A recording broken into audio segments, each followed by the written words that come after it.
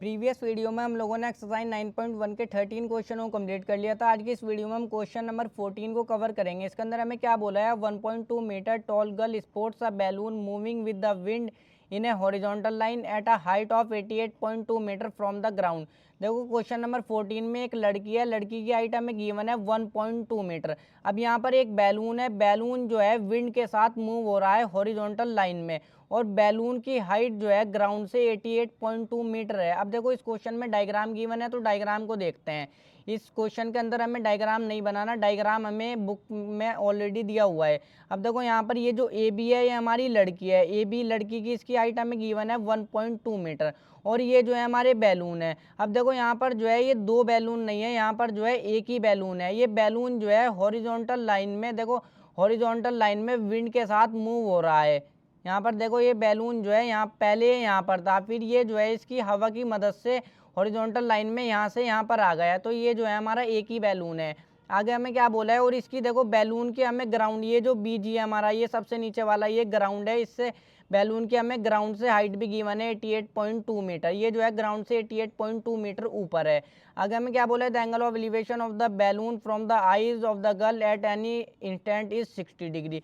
अब देखो ये जो लड़की है ना, यहाँ पर देखो इस फ्रॉम द आईज, लड़की की आई से जो है एंगल ऑफ एलिवेशन बनता है बैलून पर 60 डिग्री का। अब देखो आगे क्या बोला है, after some time the angle of elevation reduce to 30 degree. अब देखो आफ्टर सम टाइम यानी कि कुछ टाइम बाद जो है एंगल ऑफ एलिवेशन रिड्यूस हो जाता है, यानी कि कम हो जाता है 30 डिग्री का। अब देखो बैलून जो है हॉरिजॉन्टल लाइन में विंड के साथ मूव कर रहा है, यहाँ से यहाँ पर आ गया, तो जाहिर सी बात है एंगल भी चेंज हो जाएगा। पहले तो एंगल बन रहा था 60 डिग्री का, अब जब वो यहाँ से यहाँ पर आ गया ना बैलून, तो एंगल भी हमारा चेंज हो गया, 60 डिग्री से देखो कम हो गया, ये 30 डिग्री का हो गया लड़की की आई से। तो देखो ये डायग्राम तो हमें गिवन है। अब इसका जो है हम क्वेश्चन का सॉल्यूशन करते हैं। इसके अंदर देखते हैं क्या हमसे फाइंड आउट करना है।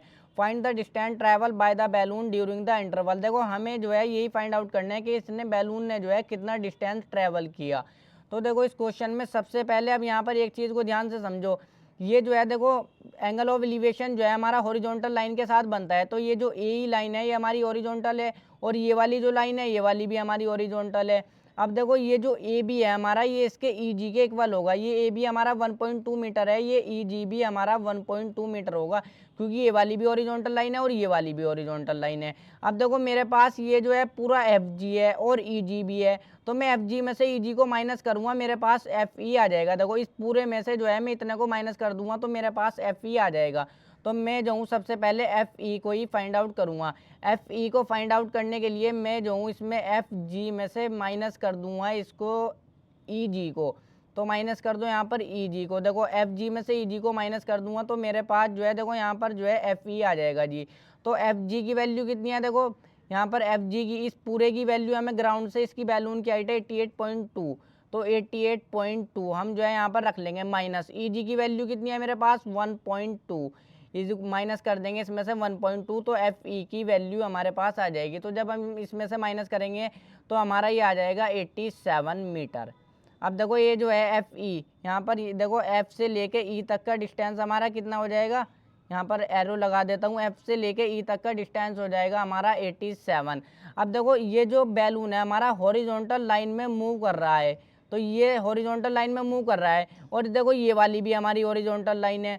तो ये जो सी ई है हमारा, यहाँ पर जो है देखो ये भी हॉरिजॉन्टल लाइन है और ये भी हॉरिजॉन्टल लाइन है, तो ये जो ई एफ है ना हमारा, तो ये इसके सी डी के इक्वल होगा। तो ये 87 है हमारा, तो ये भी हमारा 87 होगा यहाँ से सी से लेकर डी तक।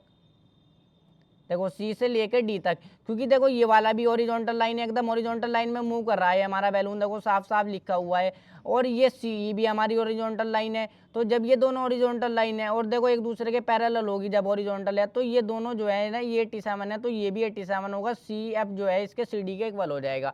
अब देखो अब क्वेश्चन बिल्कुल आसान है, तो मैं ट्राइंगल ले लूँगा, in triangle A C D, ये वाला ट्राइंगल ले लेता हूँ, in triangle A C D. तो यहाँ पर मैंने ट्रायंगल ले लिया ए सी डी में, एक साइड ले लूँगा परपेंडिकुलर, एक साइड बेस ले लूँगा परपेंडिकुलर। तो देखो मुझे पता है परपेंडिकुलर हमारी क्या है, देखो सी डी है, तो ये है हमारी सी डी, तो सी डी रख लो अपॉन में बेस, बेस हमारी ए सी है, परपेंडिकुलर अपॉन बेस हमारा क्या होता है tan थीटा। अब मैंने ट्रायंगल लिया है ए सी डी में, ट्रायंगल ए सी डी में हमारा एंगल ऑफ एलिवेशन कितने डिग्री का बनता है 60 डिग्री का, तो यहाँ पर रख देंगे 60 डिग्री का। अब देखो सी डी की वैल्यू तो मेरे पास है, देखो सी डी की वैल्यू है 87 तो रख दो, 87 रख दी मैंने वैल्यू। ए सी की वैल्यू को फाइंड आउट करूँगा 1060 की वैल्यू हमारी क्या होती है, जो कि होती है √3। अब देखो मेरे पेज पर जगह कम है तो मैं जो हूँ इसको पहले यहीं पर ही सॉल्व कर लेता हूँ। 87 की मल्टीप्लाई क्रॉस मल्टीप्लाई हो जाएगी 1 में होगी तो 87 हो जाएगा, इज इक्वल टू √3 की मल्टीप्लाई हो जाएगी ए सी में तो √3 ए सी हो जाएगा। अब मेरे पेज पर जगह कम है तो मैं नेक्स्ट यहाँ पर कर रहा हूँ बराबर में, आप इसी के नीचे करना। अब देखो यहाँ पर जो है 87 ये √3 जो है नीचे आ जाएगा, ये इधर मल्टीप्लाई में है ना ए सी के साथ, नीचे डिवाइड में आ जाएगा, इज इक्वल टू ए सी। तो देखो हम कभी भी डिनोमिनेटर में रूट वाली वैल्यू को नहीं छोड़ते, तो इसको जो है हम रेशनलाइजिंग कर लेंगे, यानी कि ऊपर नीचे जो है इसी डिजिट से मल्टीप्लाई कर देंगे रूट को गायब करने के लिए। अब यहाँ पर ए सी की वैल्यू फाइनल वैल्यू निकल कर क्या आ जाएगी, 87 की मल्टीप्लाई करो √3 में तो 87 √3 हमारा आ जाएगा। अब देखो 87 √3 आ गया, अब √3 की मल्टीप्लाई करो √3 में तो हमारा 3 आ जाएगा। जब भी √3 की मल्टीप्लाई √3 में करेंगे तो हमारा 3 आ जाएगा, 3 को इससे काट लो, 3 2 6 हो जाएगा, 2 रह जाएगा 27 हो जाएगा, 3 9 27। अब फाइनल आंसर ए सी की वैल्यू क्या आ जाएगी, फाइनल देखो ए सी की वैल्यू आ जाएगी हमारी 29 और √3 इसके साथ एज इट इज़ 29 √3 हमारी ए सी की वैल्यू आ गई। अब देखो मैंने ट्रायंगल लिया था ए सी डी, इस बार मैं ट्रायंगल ले लूँगा ए ई एफ, ये वाला देखो एक बार ले लिया ए सी डी, एक बार ले लूँगा ए ई एफ।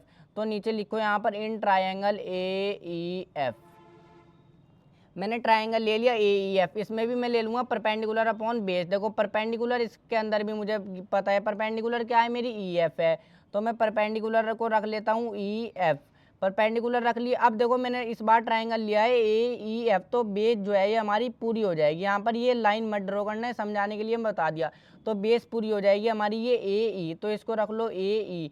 अब ये होता है tan थीटा के इक्वल। अब देखो ट्राइंगल ए ई एफ में हमारा एंगल ऑफ एलिवेशन बनता है 30 डिग्री का। देखो एंगल ऑफ एलिवेशन कितना डिग्री का, तो थीटा की जगह पर 30 डिग्री आ जाएगा। ई एफ, अब यहाँ पर जो वैल्यू हमारे पास गिवन है उसको हम पुट करेंगे। ई एफ की वैल्यू देखो मुझे पता है 87, तो मैं जो हूँ 87 रख लूँगा। ए ई, यहाँ पर ए ई हमारा देखो ए ई की वैल्यू को मैं यहाँ पर से फाइंड आउट करूँगा, तो ए ई एज इट इज़ आ जाएगा। tan 30 की वैल्यू हमारी क्या होती है, tan 30 की वैल्यू होती है 1/√3, तो वैल्यू रख दो 1/√3। देखो यहाँ पर √3 है, सही से लिख लेना। अब 87 मल्टीप्लाई क्रॉस मल्टीप्लाई करो, 87 की मल्टीप्लाई करो √3 में, तो 87 √3 हमारा आ जाएगा इज इक्वल टू ए ई।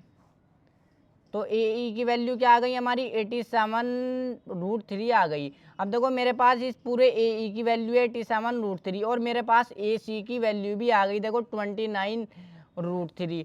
अब देखो ए सी की वैल्यू आ गई और ए ई की वैल्यू आ गई, मुझे निकालनी है इसकी सी ई की वैल्यू, इसकी सी ई की वैल्यू, क्योंकि जो हमारी सी ई की वैल्यू होगी वही हमारी डी एफ की वैल्यू होगी, क्योंकि ये भी हॉरिजॉन्टल लाइन है, ये भी हॉरिजॉन्टल लाइन है, तो ये दोनों जो है पैरेलल होगी एक दूसरे के।